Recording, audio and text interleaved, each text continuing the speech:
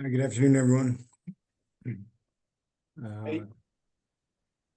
We're still waiting for a few committee members to attend, so, oh, great, there's Shelby.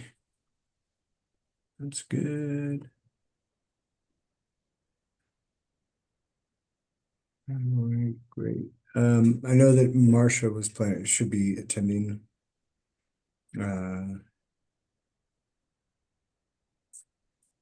just give everybody a few more minutes.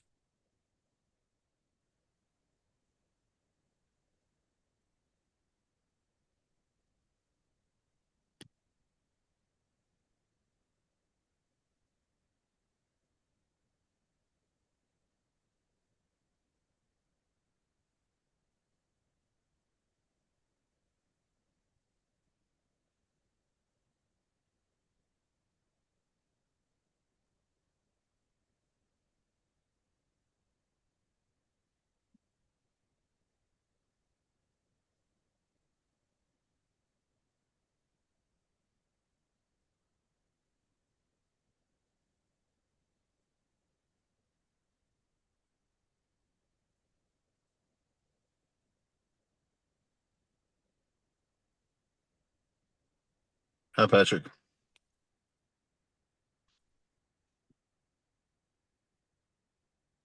Oh, great. Okay. Well, it looks like we do have a quorum. So we'll go ahead and get started.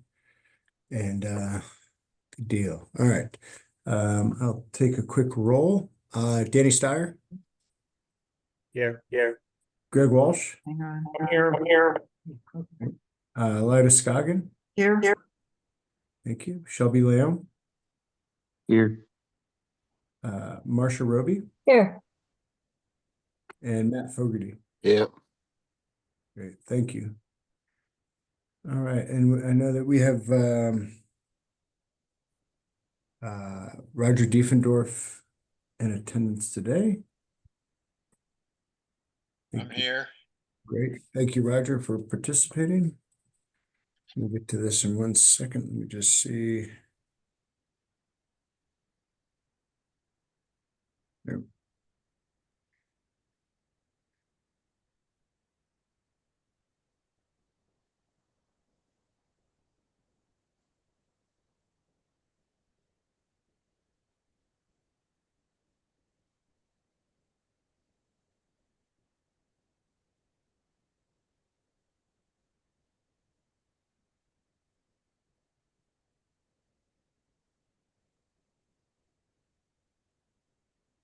All right.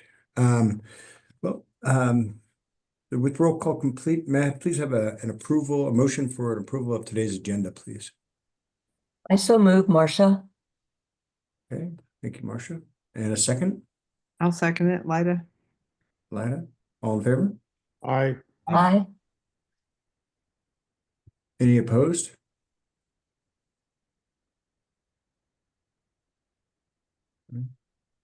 Okay. And we have the April 7th, 2025 meeting minutes. May I please have a motion to approve the April 7th, 2025 meeting minutes? Motion approved. Thank you, Danny.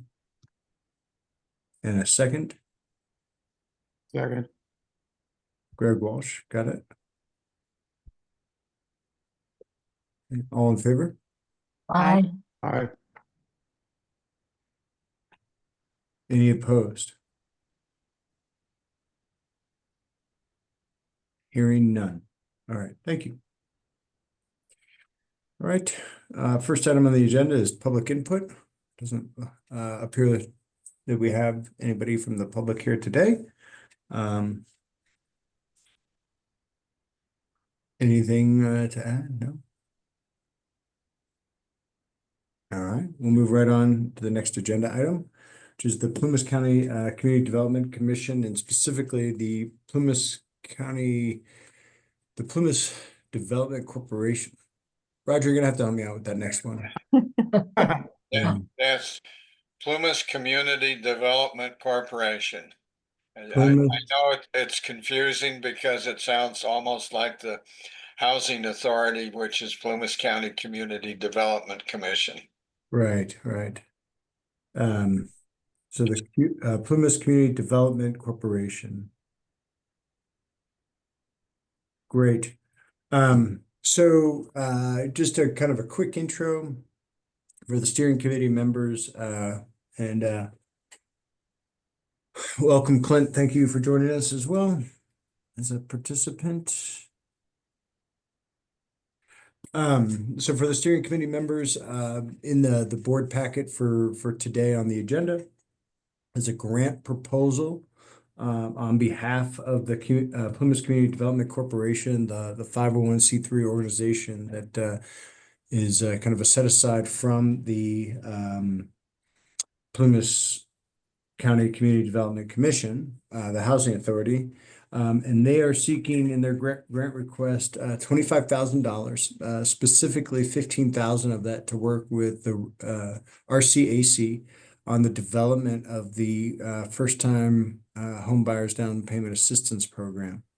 There was a separate document that I hopefully you saw that was sort of an addendum to the budget, if you will. Which was an additional, so it's $15,000 going to RCAC with 10,000 specifically going to the Plymouth Community Development Corporation, specifically to pay for staffing wages for both Roger as the executive director and a financial director. So that was the additional $10,000. So 15,000 to RCAC, 10,000 being retained by the Community Development Corporation. And again, this is sort of the seed money that would allow them to then work with RCAC to build out that program and to have a better understanding of what will be required to develop the fund for that first-time homebuyers assistance program, and then also how the parameters of the program, eligibility, and so on and so forth. So Roger, with that introduction, I'll turn it over to you if there's anything that you'd like to elaborate on. Yes, thank you. And I think one of the things I'd like to clarify even before we get into the proposal is that the Housing Authority, Plymouth County Community Development Commission, operates on funding mainly through HUD and USDA. And that funding is what's called restricted funding, which means that the funding that we receive from both of those agencies has to be used specifically for the purpose that that funding is intended. And so the reason that we're asking for an additional $10,000 is that the nonprofit, being fairly new, hasn't yet developed a funding stream. And in order to be able to utilize our personnel and indirect costs that go along with any business, you know, copiers, phones, accounting, all of that thing, we've requested $10,000 on top of what RCAC is requesting, so that we can work with RCAC to be able to develop the down payment assistance program. Having said that, we've been working on promoting down payment assistance now for some time. Actually, Clint Cobley, who's with us as well, has probably been promoting that even longer than we have here at the Housing Authority. And one of the problems, of course, is that there is not sufficient housing for workforce development in Plymouth County. For that matter, there isn't sufficient housing for most folks in Plymouth County. And so in order to be able to promote economic development in the county, and specifically to be able to help provide housing in the burn scar, we've been trying to get together a down payment assistance program. the, there's a lot of detail involved in that. I have had meetings with the folks in Paradise who have a very successful down payment assistance program, and they've been very helpful, but there's still a lot of detail to put together in order to really properly administer this program. And so, while we initially were looking at the funding for down payment assistance in general, as we talked with RCAC, it became apparent that to really be able to put all the nuts and bolts in place, we needed some additional assistance.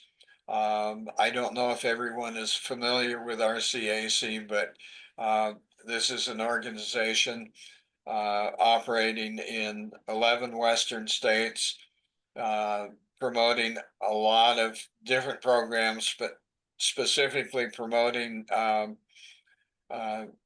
down payment assistance.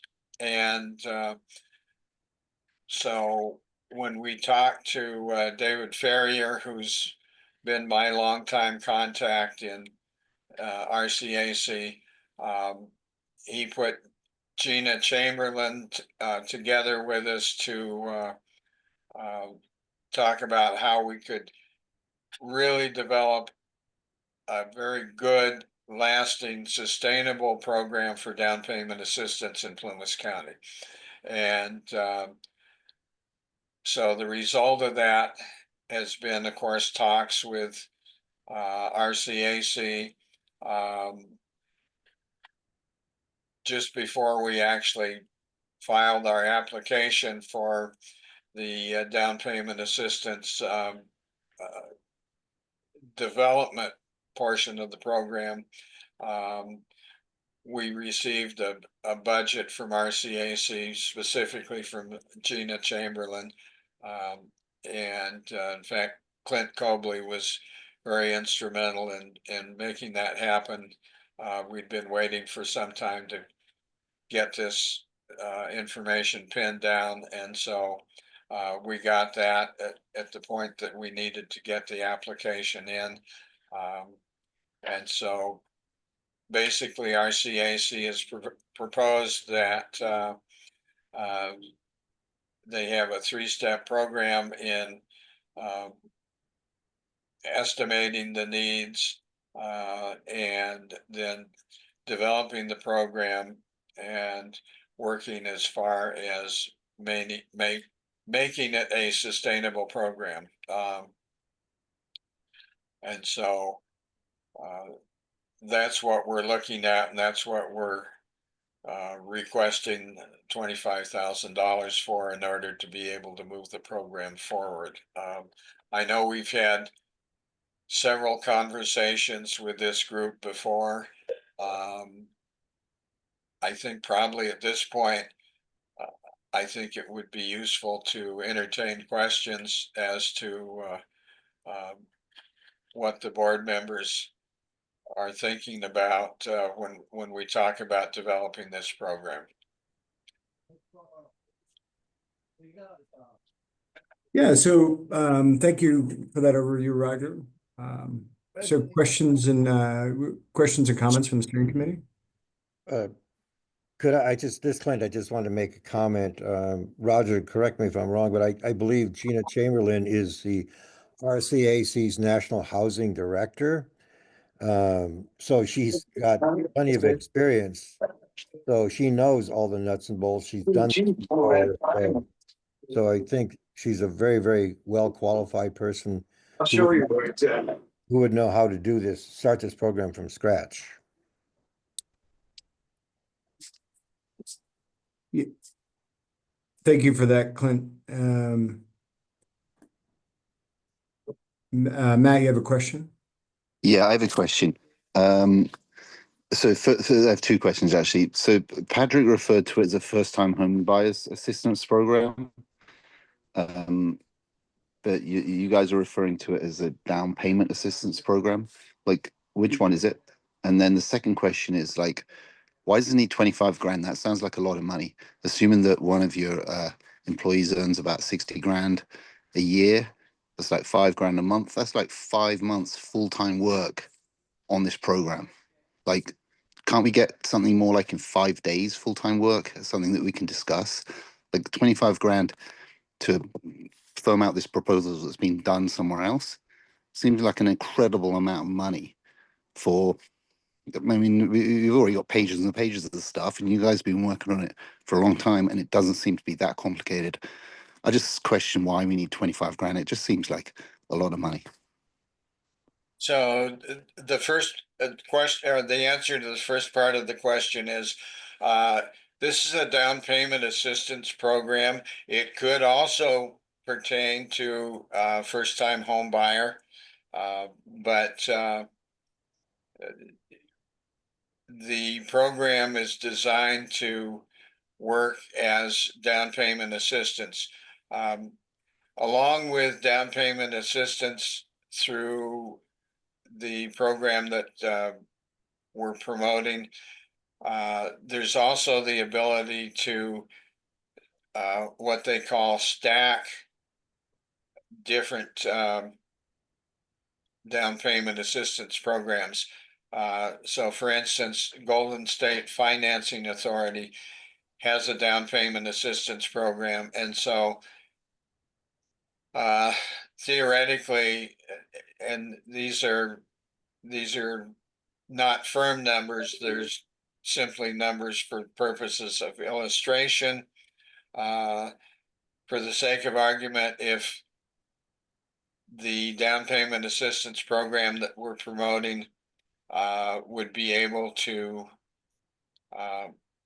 provide up to $60,000 in down payment assistance, and Golden State Financing Authority could provide an additional 20,000, that would go toward approximately $80,000 in down payment assistance, which would be able to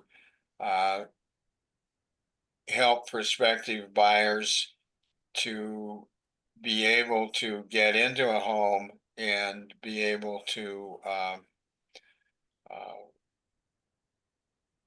then settle in our community and be able to contribute economically and otherwise to the rebuilding of the burn scar and to the county as a whole, because as we all know, the population in Plumas County has been declining for the last 10 years or more.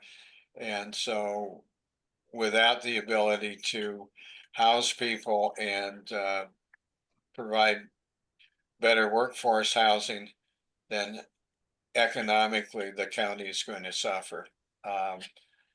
And yes, 25,000 does seem like a lot. I think what I need to say in response to that is that RCAC is projecting up to $15,000 for consulting on this. Gina Chamberlain from RCAC is the home ownership program manager for the whole program for the 11 Western states. And we're talking about travel for at least one, possibly 3 meetings. And unfortunately, none of this comes cheaply anymore. In terms of the housing authority, as I indicated, currently all of our funds are restricted funds, which means that even the time I'm spending on this call today is something that our auditors would look at and say, well, this is time that's not being spent on programs that are actually being funded. $10,000, yes, that does seem like a lot. However, you have to realize that we're looking at this over a long period of time, 6 to 9 months possibly. And in addition to that, we're looking at the usual indirect costs that are associated with any business. So hopefully that helps to explain why we're looking at that $10,000 figure.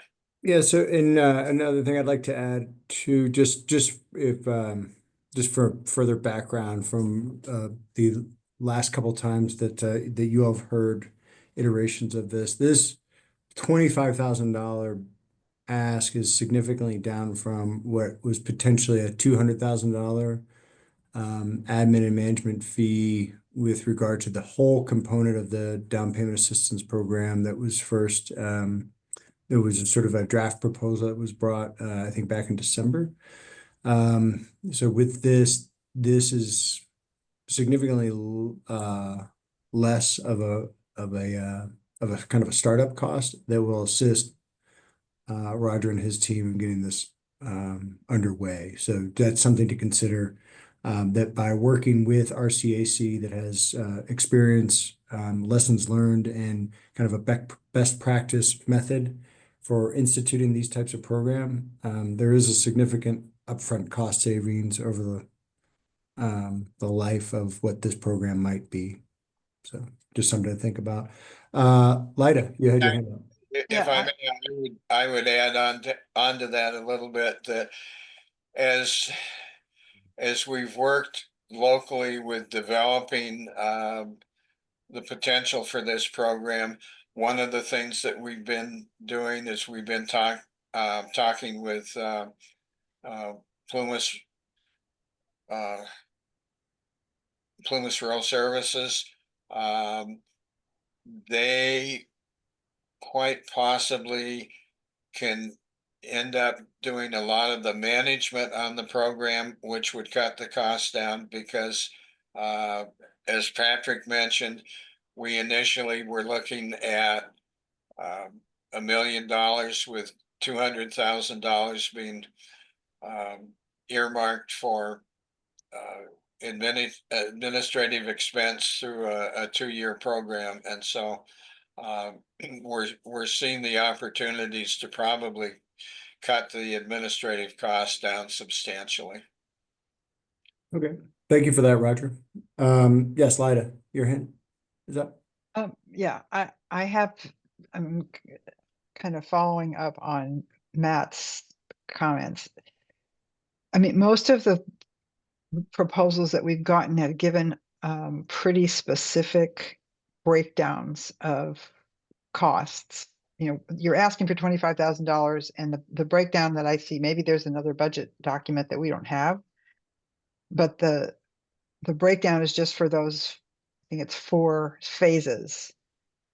And there's no indication of what that money is really for within that context. And that's the $15,000. And the $10,000 is just $10,000 with no breakdown at all of what it's for. And I hear what you're saying about overhead costs and staff and all that kind of stuff, but exactly what is that $10,000 going to pay for? Well, salaries, of course, is also a large issue. And as I say, I've spent probably several hundred hours at this point, which I don't know what that translates to exactly, but quite a few thousands of dollars. And so that's something that basically the agency is not being reimbursed for. It's just the time that's involved in that. So and so Roger, to exactly what you just described there, and you know what we were sort of emailing about is, and thank you for sending what you did send. But yes, often we might get like a breakdown that has like the rate multiplied by the amount of hours to get to a total amount, right? Just so that we can, is typically on the budget so that the steering committee can see that. So in this regard, if that's something that can be refined, that'd be helpful. I think with regard to the email that Gina Chamberlain provided, she's got steps 1 through 9, and then there's 3 different phases, 1 and 2. And I just shared this, and I'll share it again. And I know you all got it in the packet, but I'll share my screen because I'm looking at it right now. You can see steps 1 and 2 at approximately $1,000. I think you all are seeing this, yeah? Yes. Yes, okay, thank you. Steps 3 and 4 at a cost of $6,000. Some on-site visits in this stage, 5 through 9 below, cost $8,000. Some on-site visits, and then specifically with regard to 3 and 4, you can see that that's the bulk of that $6,000 right here, and then the bulk of the $8,000 for 5 through 9 is depicted here.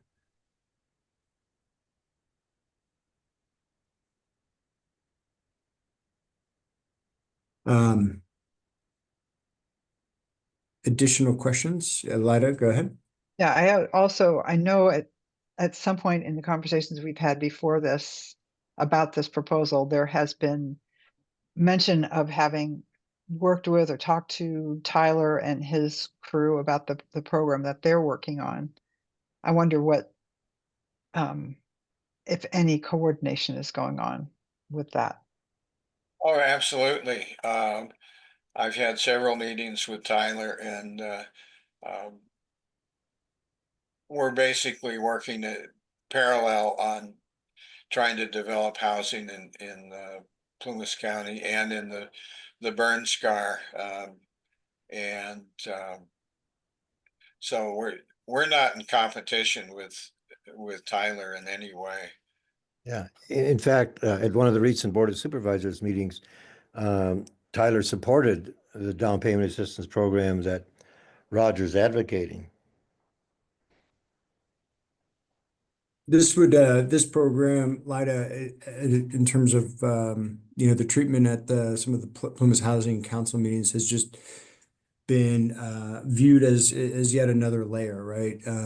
So the housing equation here in Plumas County, like a lot of places, is it's going to take a lot of X's and Y's to get in there to make something equal on the other end. And so by having, multiple lines of effort on the housing front, some of it is focused on low income, some of it is focused on quote unquote missing middle or workforce housing.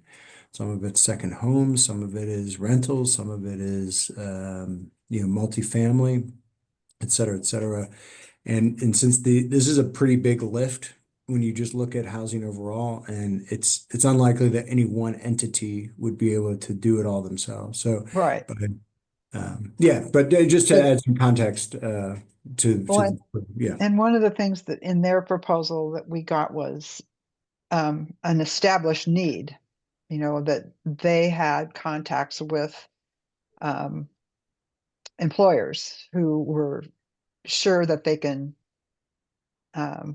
populate these houses. And I don't know if any of that is pertains to this or not. Anyway, I'm not saying that they shouldn't both be going on at the same time. I'm just curious about what the overlays are and how they're communicating. Oh, absolutely. We believe that the established need is so great that that we didn't think that it would be worthwhile to spend our time in trying to do an additional study. Tyler's done so much work on this, and so we've been focusing on the actual down payment assistance part of the program. And I would like to assure the board members that out of that $10,000, certainly nobody on this side is going to be making any money off of it because I think we all know that expenses are so great now for just about everything that costs keep going up, and so that's actually probably a very low estimate, but I understand everyone's concern. Danny, you have your hand up? Yes, I think the real question is getting clarification that what the efforts are. What is the efforts that we've gone to in support of through the Almanor Foundation, the Plumas Housing, what their efforts, we kind of have their efforts. They're looking at, some houses and such and how to build those and get those populated. What is the effort that your group is support and championing? And are they, you kind of say they're working in parallel, but is there overlap between the two efforts? Well, I would see this as actually being separate steps in the process. When we're looking at getting housing built, that's key, because without housing, you don't have people that can move into the housing. And so if we're getting housing built and we are being able to attract people to move into that housing at workforce level, we're not going to have folks who have a lot of extra money to put into a down payment. And so that's the whole key to getting the housing that's being built or will be built to actually be able to get people into it, because we already know that 2 hospitals within the county are going to be hiring people. We don't have housing for them. SPI is looking for people constantly to hire. We don't have housing for them. And so down payment assistance is the part of the housing cycle where we can help people that need a little extra boost to be able to buy the housing so that they can move into housing in Plumas County and participate in workforce in Plumas County. So I hope that's answered the question. If it hasn't, please elaborate more. Danny, you're muted. After your follow-up, Danny, we'll go to Greg and then we'll go to Matt. Right. Yeah, I think I understand what you're saying. So you're going to help get the people into the houses that are being built, is kind of what I'm hearing you saying, and that somebody else is going to be building the houses, and you're not just houses being built, but any house that could be occupied by workforce, you're going to help people get into. So that's kind of what I'm hearing. Yes, that's absolutely correct. All right. All right, Greg and then Matt. So, is this a Plumas wide endeavor, or is this a burn scar effort? This is Plumas wide. We need to, we believe we need to be targeting the burn scar, but to limit it to a specific geographic area might not be the best policy in terms of promoting economic development in the county as a whole. Having said that, basically the entities that ultimately will fund this are certainly the ones that are going to have a say on some of the policies that affect people who are applying for and hopefully receiving some of this additional funding. Yeah, and as I recall, one of the, I think when the second time we heard pieces on the down payment assistance, we talked about percentage. So let's say we get to a point where the Dixie Fire Collaborative is contributing 25% of the fund to support the actual down payment assistance, then we would be looking at 25% being allocated towards the burn scar area. So that's just an example, right? Obviously, it would take some more details to refine that, but that's kind of what I recall those previous conversations being around. Matt, go ahead, please. I mean, I thought we'd like 2 months ago that we were ready to like almost fund you like whatever, 200 grand or $1 million. And I mean, sure that we had some details that we had to work out, but now it sounds like even though you've spent hundreds of hours on this thing, still these details are really vague. I mean, is it going to be burn scar? Is it going to be first time home buyers? Who is it? Like a lot of these things are super vague, even though we spent so much time on this thing. And I'm concerned that that's happened so far. I mean, we talk about building houses. None of this isn't going to build any houses. This 25 grand is not going to build any houses. So far, I don't think Tyler's stuff has built any houses yet. We're 3 years, 4 years into this thing. And 25 grand and having people flying around America to do this thing. Like, I mean, ChatGPT is so available and it was so free and it was so fast.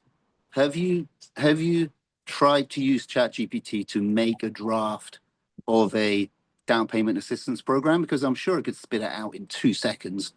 And I'm just concerned that it sounds like a waste of money to me in terms of having experts fly around and do this and do that.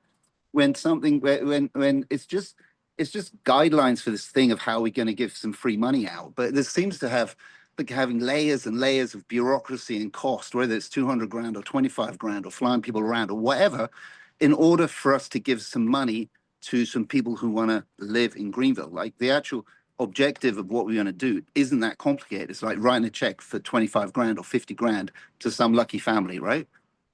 I mean, but for us to get from here to there is just seems to have all this bureaucracy and all this delay and all these hundreds of hours and all this like costs and all this travel and all this experts and all this like bureaucratic stuff that for me does not sound very valuable. Like the work done so far doesn't seem that very valuable, seeing as we haven't got any firm proposal, even though we spent a lot of time as a committee talking about this thing.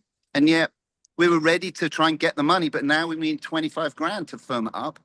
Like, I don't know. I mean, it doesn't sound like a good use of 25 grand. And I'd rather give 25 grand to a lucky family who's living in Greenville rather than some kind of bureaucratic admin thing to spin the wheels for another 6 months. And we work this shit out that we could work out quickly and just make some decisions and like do it. We're talking about giving some free money. Why does it cost 200 grand to give away some free money? Beyond me. Why does it cost 25 grand to write up this set of criteria to give away this free money? But why does it take months to write that criteria? For me, it just sounds like it doesn't seem that the stuff that we're doing is beneficial for the people who are going to be building these homes or living here. It seems like a lot of this is kind of waste and delay. My 2 cents. Well, Thank you. yeah, Thank you. I'd like to answer that to a little extent. Unfortunately, the problem with just taking for lack of a better word, a sack of money and starting to give out funding opens us up to a lot of criticism about, well, this program hasn't been designed well. It hasn't been well thought out. You're giving money in places where it shouldn't be going. I think probably what I need to point out, and some people will probably think, well, this is a bad thing to say. I've been an attorney for over 50 years, and I know about all the problems that can come about if a program is not planned properly, is not executed properly. And so when we talk about being able to develop a program that's going to be sustainable and will help economic development, we're talking about this from the standpoint of not having people come back 6 months or 6 years later and say, well, they didn't do this very well. We shouldn't have done this. So I absolutely get what you're talking about, Matt, but in order to be doing the program right, we really do need to be able to put all of this together in a way that is sustainable to audit, is sustainable to provide for the growth in the county, and to be able to get some of these folks into the housing that we're looking to get them into. And I hear what you're saying, absolutely. All right, thank you for your follow-up, Roger. We'll go to Clinton just one moment. Another thing I'd like to just elaborate on is, yes, to that extent of having a well-defined program that is standardized across the board so that there aren't any sort of issues that do emerge, and that it's something that's accessible to all with the degree that the guidelines have been established, and that there reduces, liability for anybody involved, to make sure that it is something that can last. And I think, as Roger said, be sustainable is something that's beneficial. And yes, there might be some ways to achieve some efficiencies in there by using already templated things that could be found and drafted via AI and things of that nature. But that's one of the cost savings by working with our CAC, who has established these programs in the past, and from a lessons learned perspective, might be able to assist. So that's just some of the key virtues of this particular iteration of this, as opposed to things that you've heard before. As just a small refinement. Okay, Clint. From my perspective, having someone who's like a national housing manager to work with us for 4 to 6 months for $15,000, including travel, and she's not flying around America, she'd be coming down here for site visits. There's an incredible amount of work that's involved in setting this up. Underwriting is phenomenal, and underwriting changes with every applicant, as you probably know, depending upon income and credit scores and things like this here. We're not, when we proposed this to the Plumas County supervisors, they wanted to know who would run the program, how it'd be run, and that's why we're trying to find someone that has previous experience and can do this and do it well and not get us into problems. When we first started talking about this, we had hoped that a $50,000, if we got the program started and we got a bunch of money put into it, we thought maybe $50,000 would be enough to get people into a home. It's not. It doesn't pencil out. You're going to need 75,000 to 100,000 per family to get them in. Paradise's down payment assistance program is 110,000, I think, right now. But they've been using it for 4 years, and they've been the fastest growing town in California per capita for the last 2 years. They've replaced almost 14,000 people in the last 4 years out of the 24,000 they lost. So we know it works. It's worked in Paradise. It's worked in other disaster communities. And yeah, it's a fee, but I don't think Chat GBT is going to be able to come up here and underwrite everybody and sign documents and things like this here. I mean, there's realtors to talk to, there's lenders to talk to, there's, the people themselves and their credit scores and job history and things like this here. Housing is highly, highly regulated. It's not easy to just sign a check. It really isn't. And I think Roger could tell you that from all the years of experience that he's had, with the Community Development Commission. And what I'd also offer, just for background, is that, the build to sell model, which is underway right now, and that's local investors here in the area that has that are funding home builds. Right now, that's a manufactured home is the first one that was in escrow as of last month and is being looked at to be completed by July here on Hot Springs Road. That's one. But that's a model that the folks that have invested in that, some expecting nothing in return, others, a meager investment of maybe 3 to 4% of their return on their return. But Matt, to your point, if that's something that the committee would like to invest, like to explore to see how we can support that in the future, that's definitely something we can do.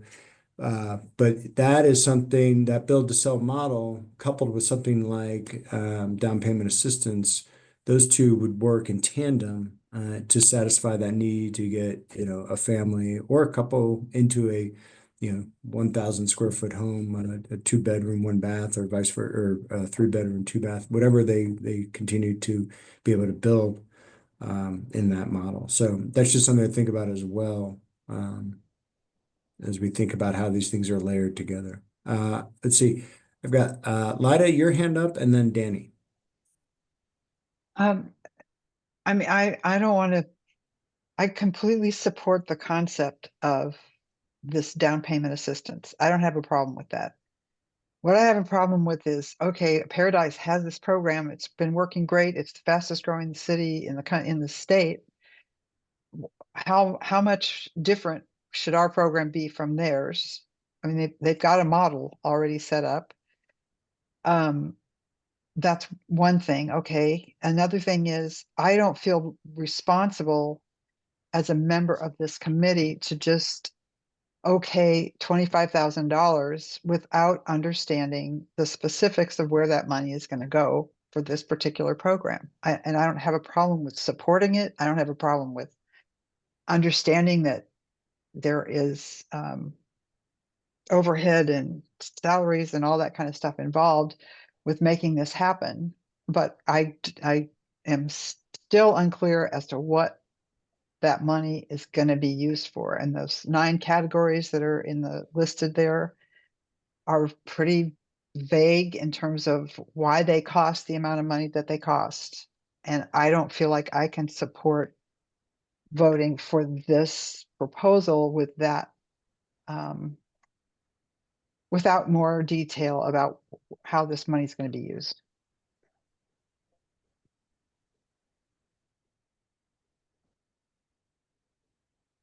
Okay, thank you, Lida. Danny, you have your hand up. I'd like to hear a response. It doesn't sound like there's any response to Lida's concerns. And I was echoing, my thought too was, what about the Paradise model? If the Paradise model is so great and is providing such rapid growth, why can't we just adopt that model and move forward with that? That should provide a pretty solid outline. But I have some other comments, but I'd like to hear some feedback before I make further comment. Or I should responses from Roger and or Clint, Well, why is there, go ahead. What I can tell you about the Paradise model is that I have met with the folks there. The manager of that program actually retired the end of 2024. I was given her contact information to pursue this in more detail. And for whatever reason, that didn't work out. What I can tell you is that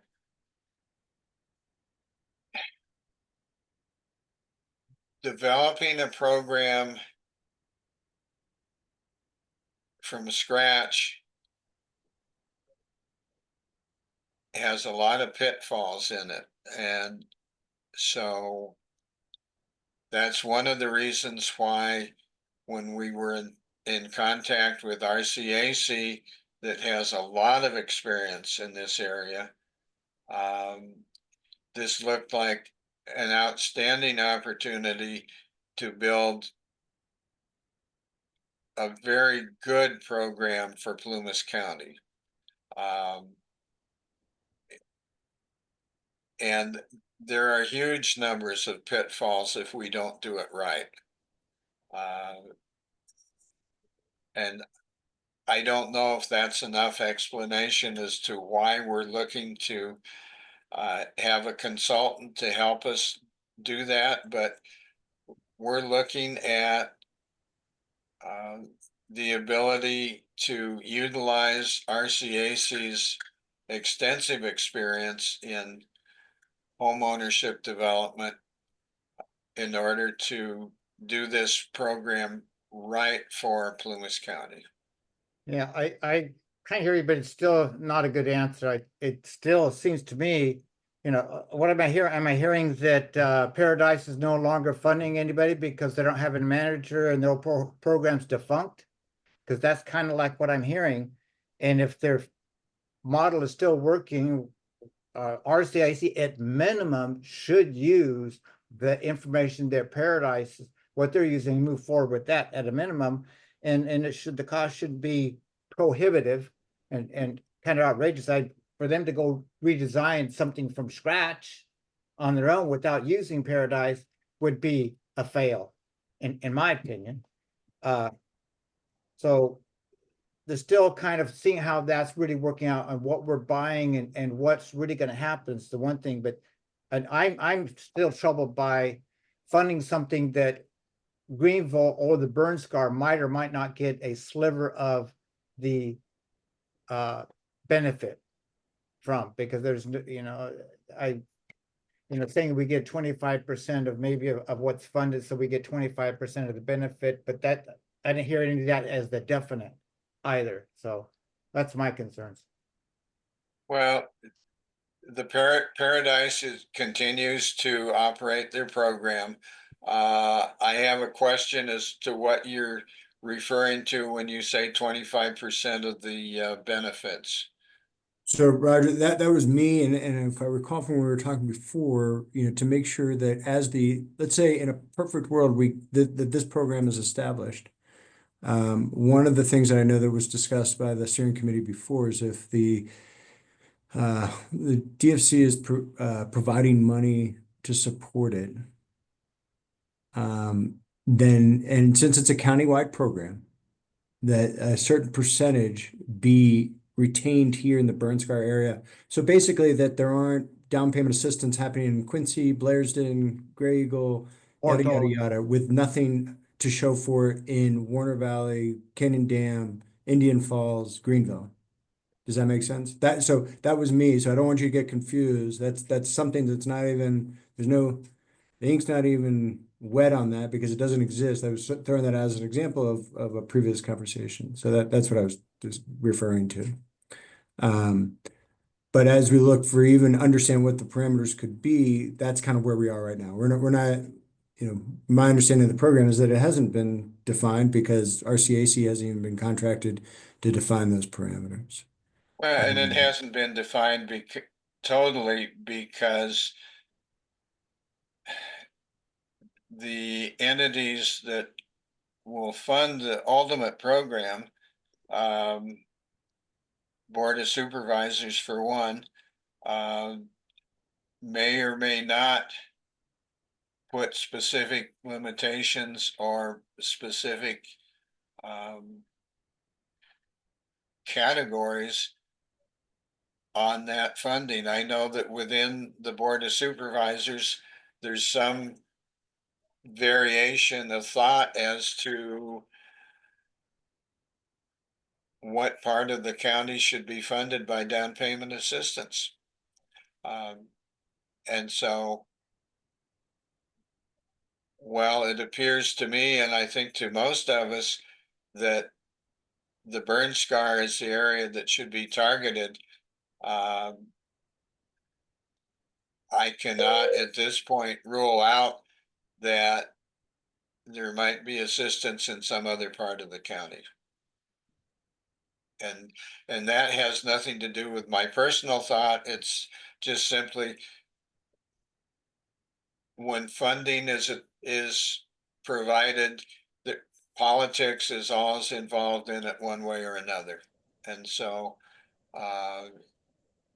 just for example, say that the Board of Supervisors ultimately contributed $1 million to this program, they might say, we want $750,000 to go to the burn scar and 25% to go to other parts of the county. So the funding or the people or the organizations that fund that do have some say in the parameters for how the funding would operate.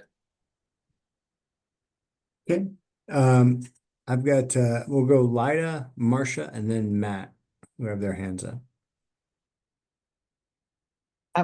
Do you know if RCAC was involved in developing Paradise's program? I do not know for sure, but I believe they were not. No, I'm pretty sure they were not. And the reason that I'm sure is because actually Paradise had a program prior to the fire in Paradise. And so, to the best of my knowledge, they simply expanded that program. Their initial program was like $50,000 to $60,000 in funding, and they found that they had to increase that funding level, which they have done, and that's probably one of the things that's helped make it successful.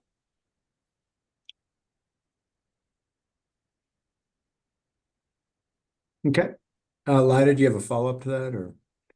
No, I'm just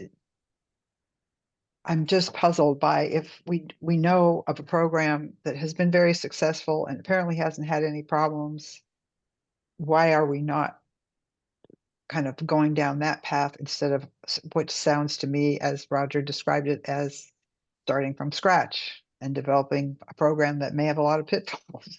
I don't know.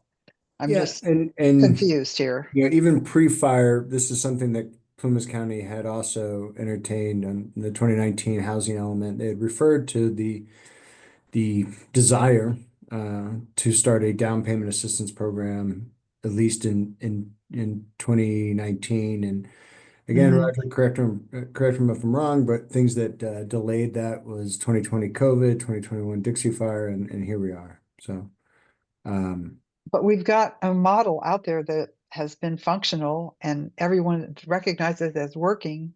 mhm. And yeah, maybe there are differences between the Paradise situation and our situation, but it sounds to me like maybe a good place to start. But again, I don't know. And again, anyway, no, I don't have anything else to say. Okay, no problem. We're gonna go, we'll go Marcia, Matt, and then Clint. Yeah, so I love the concept. And is it possible for you to flesh out this idea a little bit more? Is it possible for you to try to contact Paradise and see if that would be a good fit? Uh, and then maybe get back to us in 2 weeks? Well, as I've indicated, I've been in contact with Paradise, and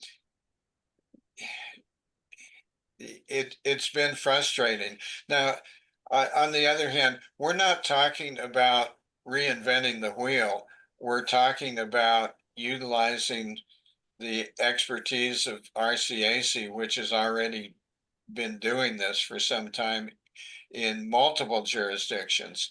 I certainly can attempt to contact Paradise again, but as I say, I've been rather frustrated in the fact that I've been referred to the retired project manager who I have not reasonably been able to really spend time with other than when I met with her prior to her retirement.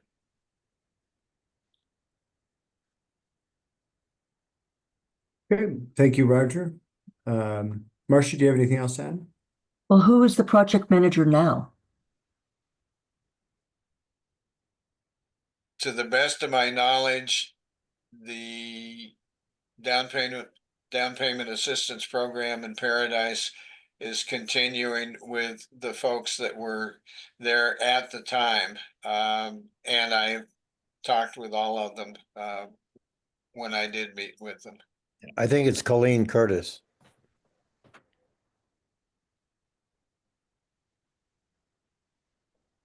You might want to, call Colleen and share your frustration and wanting to know, explain that you're trying to start something in Greenville and you just need more information and are hoping to be able to flesh it out a little bit more by talking to them. I'd be happy to do that. Great. And for those that are interested, I just put in the chat the Paradise program, which is referred to as a first-time homebuyer program. And you'll see kind of just the basic parameters of their program that they have underneath a housing section on the Town of Paradise website, if you're interested. All right, so next up is Matt. Go ahead, please. So assuming that we've got this Paradise thing that works well, like I don't know if we have to speak to them or not, but is there any I mean, kind of following up on Lida's point, sorry, what's the problem with just copying and pasting their system or doing very similar? Like, why do we have to spend 25 grand on that? Yeah, it's still a mystery to me why this thing is so complicated to get going. Well, it's complicated for all of the reasons that I've stated before. To start a new program and have not covered every aspect that needs to be covered can lead to a lot of criticism and perhaps potential failure of the program.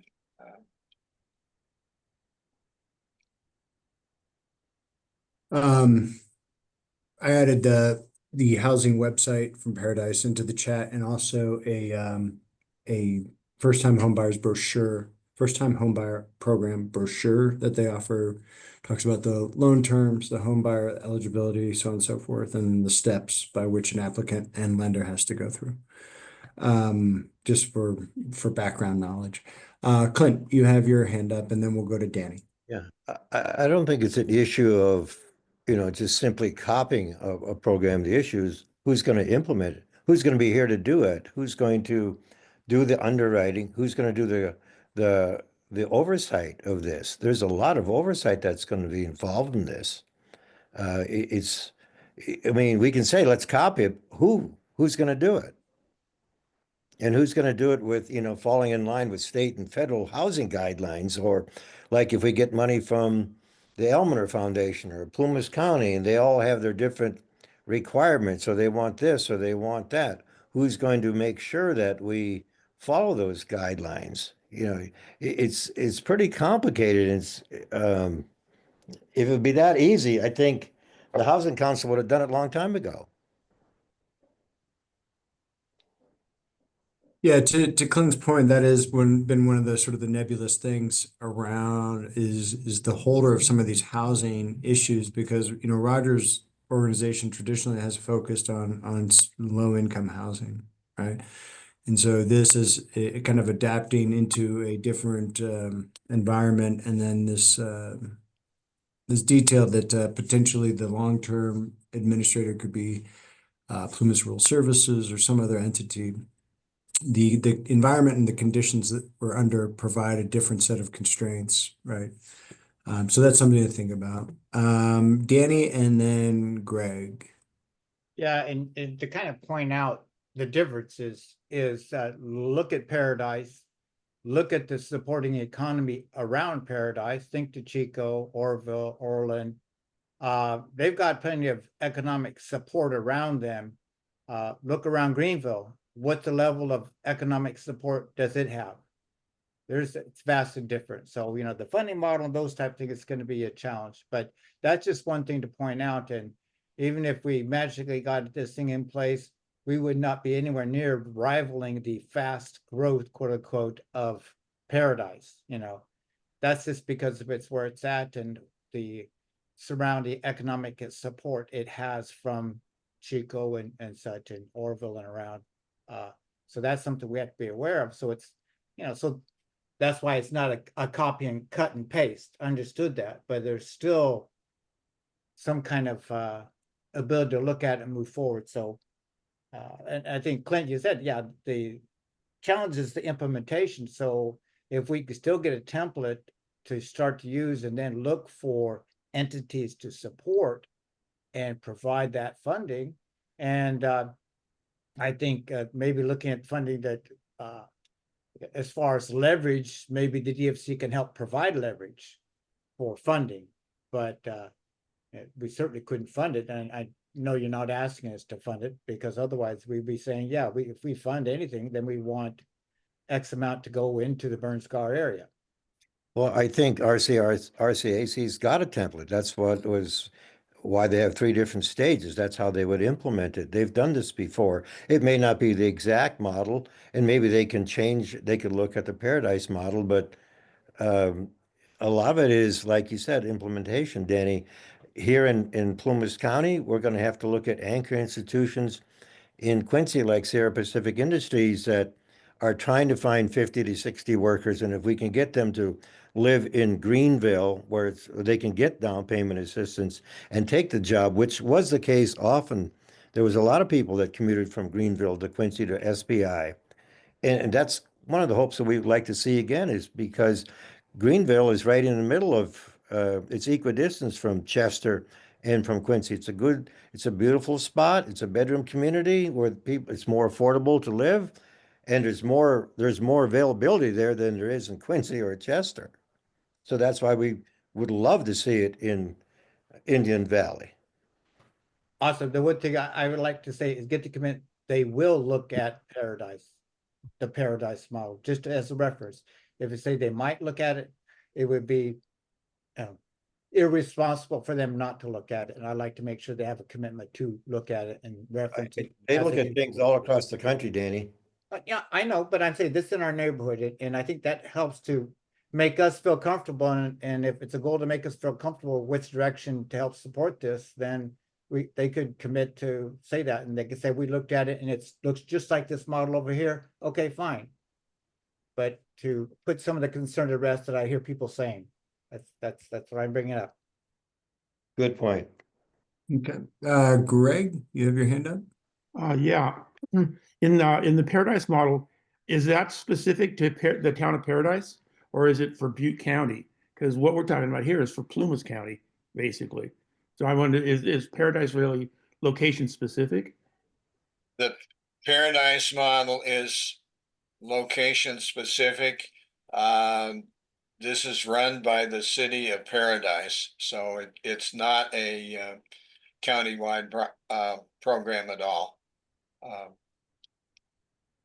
Okay, so since this is a countywide program, where else in the county are you going asking for money? I mean, like somebody buying a house in Portola doesn't help Greenville. My concern is people in the fire scar. Somebody buying a house in Quincy doesn't help Greenville. Somebody, buying a house in Chester doesn't help Greenville. So are you getting money from these other communities? No. No. We believe, well, we should be getting some funding from the Board of Supervisors, which of course is countywide, but the target area for this is the burn scar. And so that's where most of this work should be. I thought I heard though that we're going to get 25% if we put, what I mean, of what's happening, that if it's a countywide thing, that it's not going to be really, I mean, I understand that it's supposed to be targeted there, but that it's not, that we can't restrict it.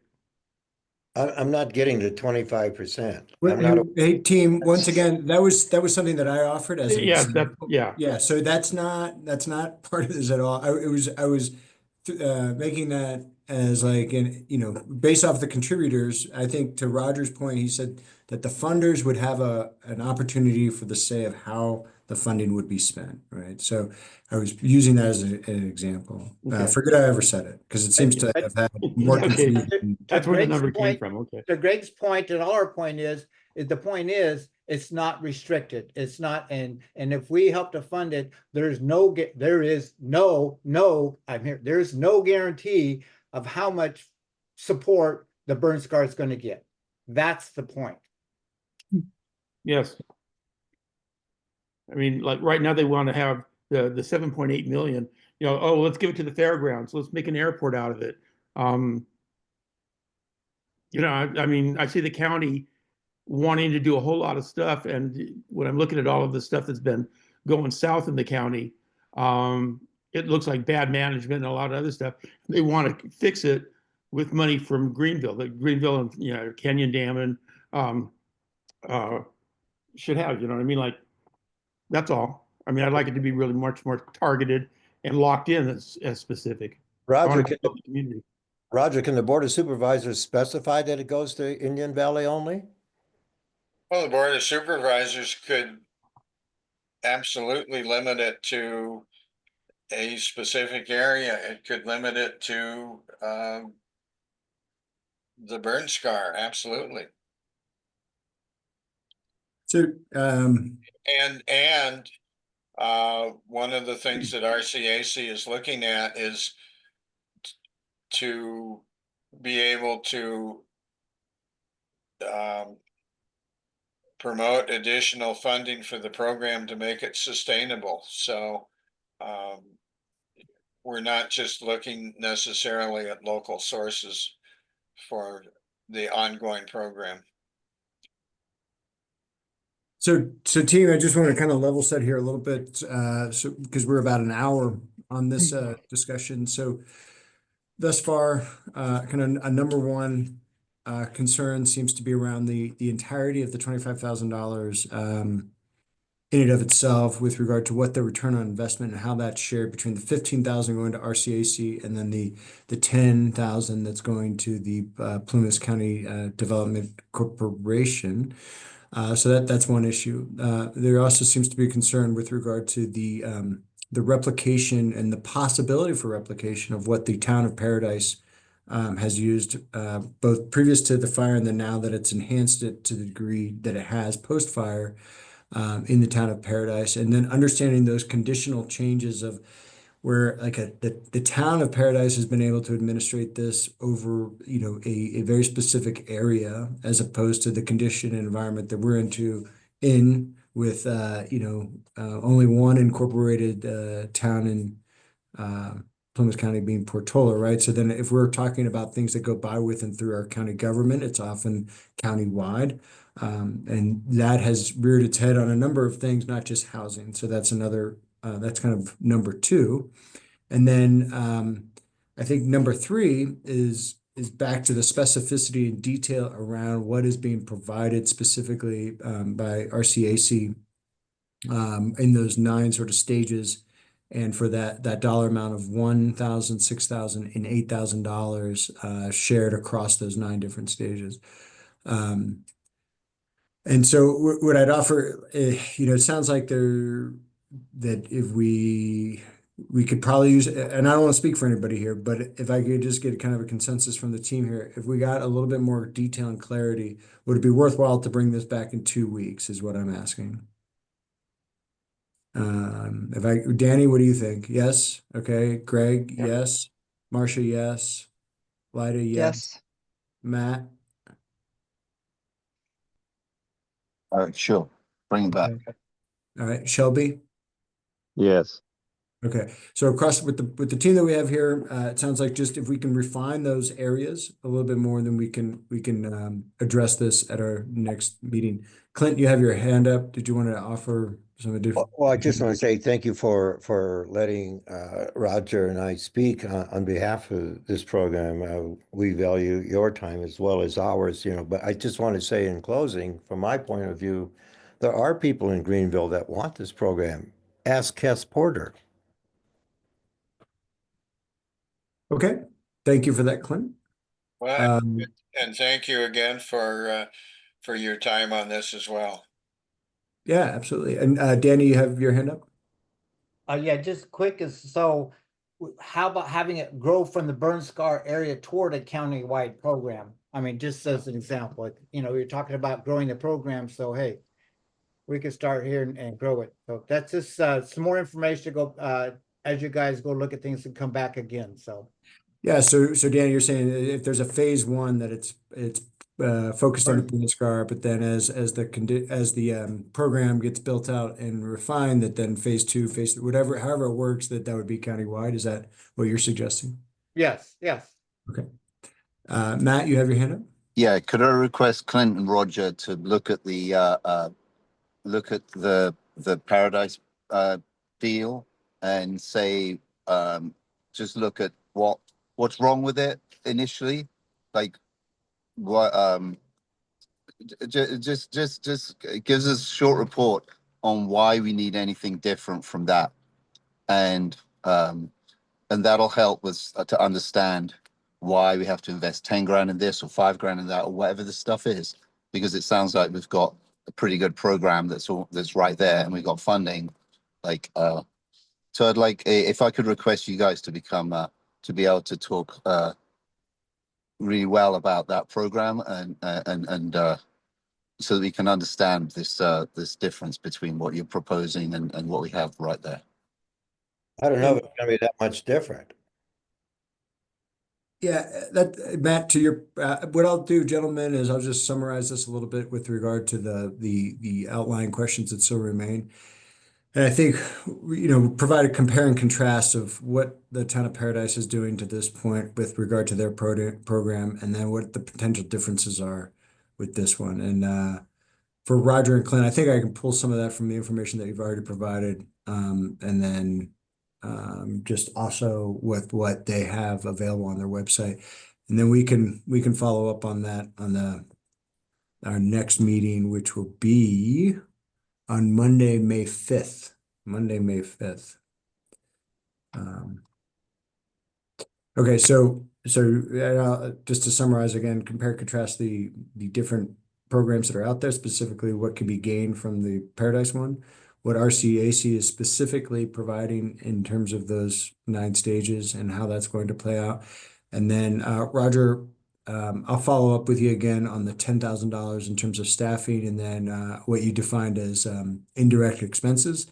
Just so we have a better, more specific site picture on what that $10,000 attributed to the PCDC is specifically. All right, we'll do that. Clint and Roger, thank you very much for Hey, thank you. for elaborating on the program, and we'll be in touch. All right, thank you. All right. Yeah. Have a nice day. All right, team. We'll move on to some additional agenda items. Just going to provide a coordinator update specifically on the long-term recovery plan.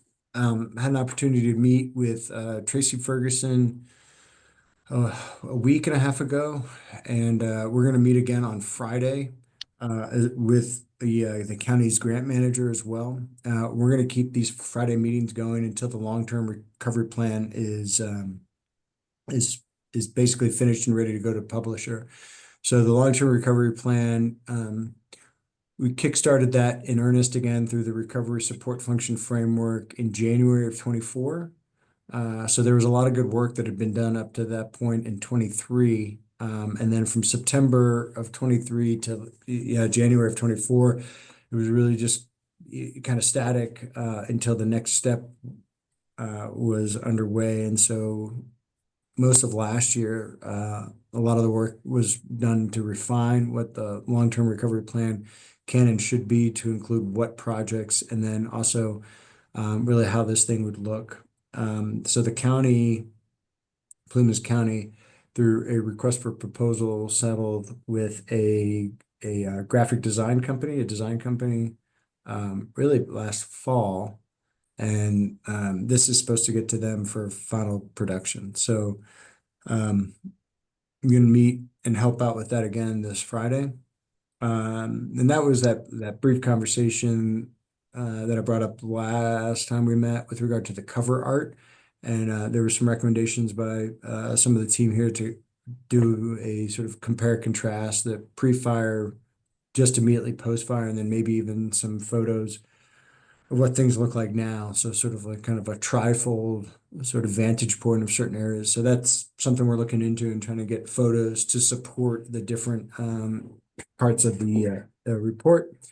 The report includes the projects plus community profiles and then plus organizational spotlights that have all been submitted by approximately 30 some odd organizations that have been involved in fire recovery in Plumas County since 2021. And then the various communities that were impacted as well. So that is something that we're just trying to prioritize on these Fridays to just get the homework done so I can get off to the publisher. So that is that. The Chamber of Commerce business grant update. So that's going well with the chamber. All of the spots, if you will, the budget for 12 businesses has been filled with a small waiting list right now to see if there's the appetite in the future to maybe do a phase 2, whether that comes from the DFC or just the chamber internally, remains to be seen. I think once the different signage is complete and the marketing review is done, then we'll have a better idea of if there's what else is needed. But some of the signs are getting produced right now as we speak. And then what I'm looking into is the rules and regs around something at the corner of Highway 89 and Arlington Road, specifically to call out businesses in Taylorsville. So because it's along the state highway and railroad tracks and a number of other things, there's all kinds of little just issues that are popping up. But Josie Litchfield of Kata Marketing, she's reached out to all the businesses and gotten their needs specifically. In some cases, it's not necessarily a sign that they need, and they're just focusing on the digital marketing component of it to review what they have in terms of social media, what that footprint looks like for them, and then also getting them registered on Google Maps and whatnot, so that if you search for their business, it'll pop up and have accurate information to display. So she's been doing that review with those businesses as well. All right. The next item, I think I titled it Plumas Fire Safe Council Gravel Grant, and that's a question mark because we're not really sure yet. But Marcia and I, based off of Kim DeFore's recommendation from, I think the last time we met, she had mentioned a group down in Paradise, again, another Paradise thing, called the Rebuild Paradise Foundation. Rebuild Paradise Foundation, they've got their hands in a number of things. There's a lot of different groups down there that are, each one kind of has a different mission and purpose as it relates to rebuild. And Rebuild Paradise, one of the things that they started, I've chit-chatted with them a few times because they had an interesting drone program where they were working with local engineers to help provide LiDAR imagery to help speed along the surveying and engineering process. For home builds, they had a septic grant where they were providing up to $5,000 in reimbursement for septic work to be done on different properties. And what they've worked on of late in the last year is a gravel grant. The gravel grant works through a voucher program as well. And they have, there's one aggregate company that they utilize specifically in Paradise for this. But Zone Zero, is, as you may be aware, is in terms of defensible space definition, it goes from the walls of your house 5 feet in any direction. And between CAL FIRE, Forest Service, everybody that talks about defensible space, your insurance companies, if that Zone Zero is completely clear of debris, of vegetation, of landscaping, of really anything that's flammable and or combustible, the likelihood of your house being saved, even with flames being in close proximity to the home, goes up significantly, because as embers burn, really the real threat are the embers that blow about. And I don't know if you all recall, but I showed some information from the IBHS, the Oh God, what does that stand for? IBH, Insurance Institute for Business and Home Safety. They have some really interesting things specifically on wildfire and testing that they do. And this piece around embers is really it's pretty amazing of what you can do to limit and potentially prevent wide scale destruction to a home or commercial property. Anyway, having that area graveled to where there aren't any sort of flammable items right there within close proximity to a home can be helpful. So what they found in Paradise, this program with an initial investment of $75,000 and then an additional 25 on top of that. So they're up just over about $100,000 when you add in their admin fee and whatnot. They've been able to support 192 homes, and they offer vouchers of $200, $300, or $500 to support about 10 yards of gravel that gets dropped off at a homeowner's property, and then it's on the homeowner unless there's extenuating circumstances. It's on the homeowner to spread that gravel in that zone 0 area.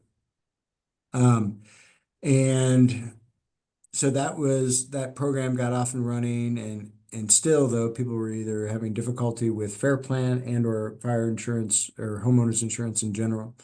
And so the executive director of this organization actually reached out to Mercury Insurance, which I think is based in Southern California, and their chief operating officer actually made a trip to Paradise because they in Paradise were getting frustrated that you just type in a couple of zip codes and then the insurance actuarial machine just says, oh, sorry, we're not going to insure you, or if we are, it's going to be at crazy premiums. So they invited this company to come up and actually look to see what they were doing in terms of mitigation, and to their astonishment, Mercury Insurance started issuing policies even without fair plan, right? Just saying, yeah, we'll insure you. We like what you see, we like what you've done, and you've mitigated the threat to the degree that you can. So it's they've got a couple of case studies that I'm trying to get my hands on in a brief, where this one couple was paying exorbitant premiums, and then it knocked it down. I think they went from paying anywhere between $19,000 and $20,000 to something around like $1,500 or something to that effect. I mean, it was a huge decrease. Was one of the stories that they shared. Or people that had been unable to get insurance were now able to get insurance. So anyway, that is something that so Marcia and I spoke to Tommy Bresnovich at the Fire Safe Council, who's their mitigation coordinator. So he works on their programs that they have specifically for thinning and treatment of brush and trees, and then also burn and the chipping program, to see if this is something that they would like to honcho, and do they have the capacity to do so? And so a good receptive conversation, and it's something that if it's something that the DFC thinks it could fund, then the Plumas Fire Safe Council will be willing to write the grant to then house it and actually coordinate the actual voucher assistance to then have gravel delivered at either new home builds or existing home builds. So that's still need to find out a little bit more information. Still waiting on that brief to come from the Rebuild Paradise Foundation to actually have the details. But I think I included it on you can get an idea. I included the link on the agenda. And Marcia and I looked at their application the other day. We were going to get too crazy with it and just basically kind of recreate that application and what that voucher looks like, and then present that to the Fire Safe Council to see if it's something they want to do and they think they can handle it. And then if they apply, then kind of stay out of their way and let them handle it. So, Marcia, what did I miss? Well, that was great. It was really fun to see the pictures, the before and after pictures. People would send in, you're supposed to have pictures of 4 sides of your house when you apply. And so there was some was saying, oh, ours is great, but there's this huge bush right next to the house. and saying, oh, but that's okay. They think, no, you have to get rid of the bush. And so they'd sent these pictures of before and after, and people really did a great job of fire safing their property and did really nice things with the gravel and the rocks. And you can get decomposed granite, you can get gravel. There are different things, applications you can use. But the pictures of the houses were really nice. Yeah, absolutely. And just in general, I recommend I think I just put the link in the chat. Just, if you got 15 minutes to spare from in your daily rhythm, take a look at this Insurance Institute for Business and Home Safety, specifically on the wildfire pieces. It's got some really interesting data. And at the conference I went to last September, they showed a film that I always kind of pulled up for other folks with regard to just the efficacy of certain building materials, whether it be like concrete fiberboard as siding and metal fences or metal gates, really, as opposed to have a wooden fence if you like, but then when it butts up against your home, having just a metal gate that creates that a non-flammable material. Just it was interesting just to see their experimentation and their tests. Danny, you have your hand up? Yeah, I like this idea, but I'm trying to recall there was some sort of program that was in existence that we heard about months ago that was for home hardening. Was the grant septic thing? So it's similar, but it's not, but it is similar. So I see some of those people could have, they had thinning on lots of things that would have been done. It wasn't gravel related, but and I remember at the time it's like, well, what about people who are rebuilding their homes? So this could go towards people who are rebuilding the homes as well as people who just want regular hardening as such. So I like the idea if we could figure out maybe how to help get it going, put it in existence. Yeah, and the program that you're talking about, Danny, I think is one of the other grant programs that was provided by the Community Development Block Grant Disaster Recovery. So there's the single family reconstruction, which is that part is sort of sunsetting right now. But the other component to that was up to $75,000 for home hardening and defensible space preparation. That program filled up. And they went to a waiting list on that. So a number of people will be able to take advantage of that. And that was countywide. So that's one component. And actually the Fire Safe Council they have a grant to do something similar. So they're going to kind of take the next phase of something like that. And that includes things like a potential new roof, siding, windows, other retrofit, actual things that can be done to a house. This would be just specifically the gravel piece. And in short order, it's a little bit of an investment. So like this $500 a person, that could have a significant impact. If we went that high, right, that could have a significant impact on the insurance landscape, right? So an investment of $500 per person, especially if you look at going neighbor by neighbor by neighbor, that creates sort of a defensible space bubble where, if my house is good to go and your house is good to go, then together we're both good to go, Right. And I think that's the advantage of the fire safe community. And that's what you're looking, because it's the community benefits as everybody, all the neighbors work together. Absolutely. Create that buffer. Lida, you have your hand up. I just said, you said you talked to the mitigation coordinator at the Fire Safe Council. Uh-huh. Who is that? That's Tommy Bresnovich. Okay. I can I'll put his email address in the chat for you. Okay, thanks. He loved the idea.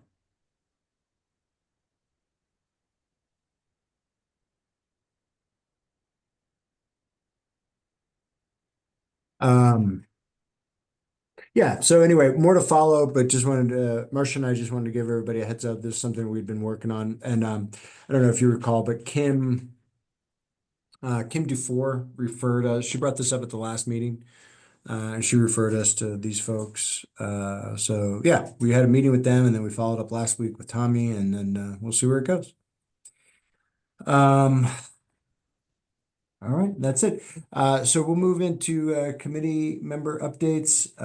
Danny sent out his treasurer's report narrative, and I've got that pulled up, and I can share that right now. Danny, was there anything that you wanted to specifically? I'll share that right. Yeah, you pop that budget popped up. It actually has the April interest is that stated there. You might have to blow that up a little bit more.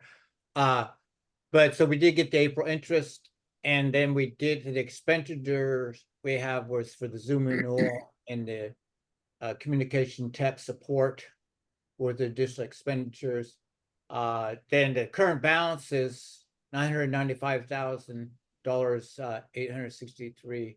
No, anyway, $985,863. But if you look at the bottom line, we're still at 16% of what we have left. 60% of the funds that have come in is what we have left to look at. But the potential there that we have commitments of that just short of 500,000 of commitments. So we're still looking good. We have funds to give out. We should look to do that. And I'm trying to make sure everybody knows where we're at. We definitely could support, my opinion, just from the treasurer side, we could say we could pull it out of the bucket there to support a gravel program. Something along that side would be very positive to do. So Great. Yeah, thank you for that update, Danny. Lyda, do you have anything for the team? I mean, we are going to be working on a grant proposal to the DFC, and I'm struggling with all of the background stuff for that, talking to various people that have to be involved in it. So I'm Is there not going to anything I can help spend, with? Is there, I know that the first one was just getting Mido Summit Consortium. still working on them. Okay, let me know what you need, and I can Yeah. help. I'm wondering if they can't just write the grant themselves. Maybe. But right now I'm just trying to get somebody to respond to my original request. I have talked to Shannon Williams and Misty Salem, Okay. both a couple times. And Okay. anyway, I'm still trying to come up with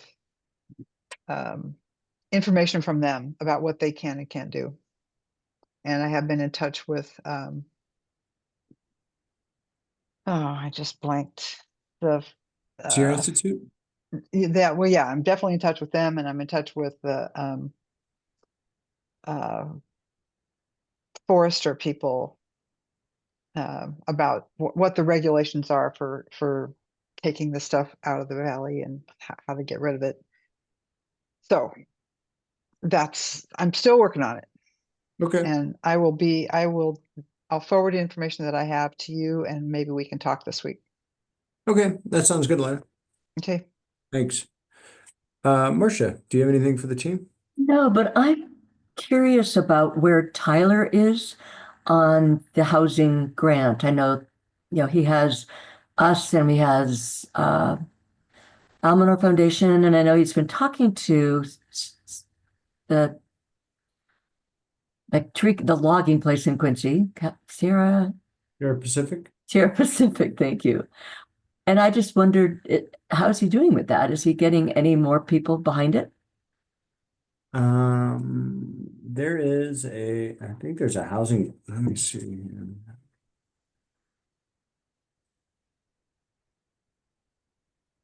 I think there's a housing council meeting on Wednesday.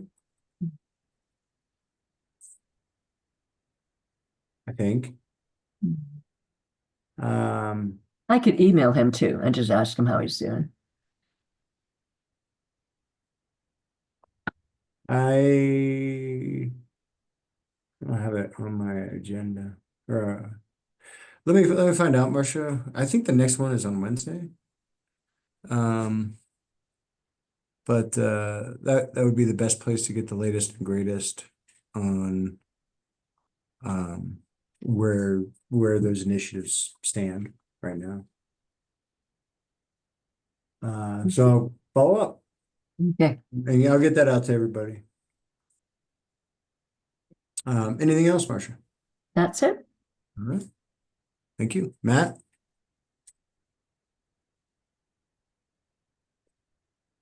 Anything for the team? Nothing here. Thank you. Okay. Greg, anything for the committee? No, but you said you're gonna like email everybody with the housing council? Yeah. Great. I will I'll send that out to everybody and make sure everybody gets it. In fact, I'm gonna email them right now before so I don't forget.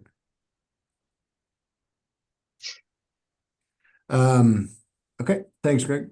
Shelby, anything for the team? No updates for the group. All right. And with that, may I have a motion to adjourn? Let me give a real quick comment, just to, Marcia, I was looking here real quick at, requests and such we had.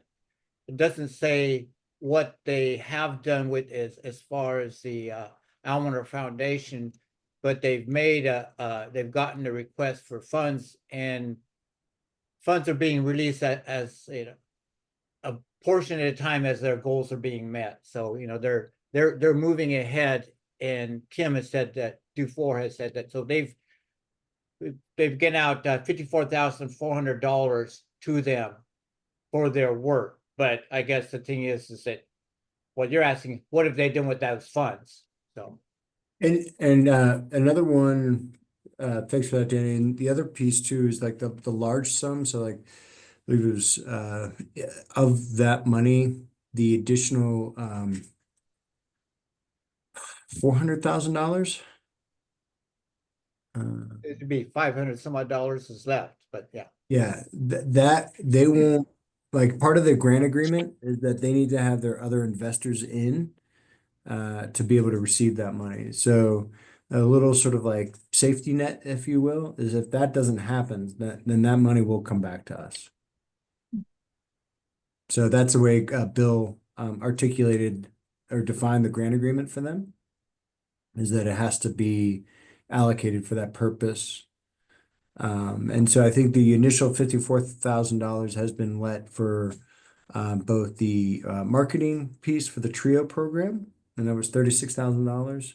And then the other component was towards the PlaceMate program. So until they get the rest of the investors on board, we will still have that money until it gets officially released based off of those other milestones being met. Is there any way we could get a progress report on how they're doing? That's kind of what I'm getting at with regard to the housing council. That's the best place. With regard to the grant itself, I think they're not required to give that report. I think the Almoner Foundation will give that report at the 12-month mark. We can definitely get an update before then. But that's where I think, you know, the housing council is meeting monthly. So that's probably the best place to get the latest and greatest, because they're going to share that information out at those meetings. That's good. We're just looking for strong encouragement, you know, hey, you know, that's all, you know. Absolutely. No, of course, because yeah, not the weirdest thing that these things get funded so they work. Right. Not the weirdest thing. So Awesome. I motion that we adjourn. all right. Very well. 4:44 and a second. I second it. Thank you, Lida. And all in favor? Aye. Aye. Thank you. Any opposed? All right, none. Thank you all very much. Hey, thank you, Patrick. Have a Thank nice you. day. Nice Alrighty. evening, guys. Bye. Bye-bye. Awesome.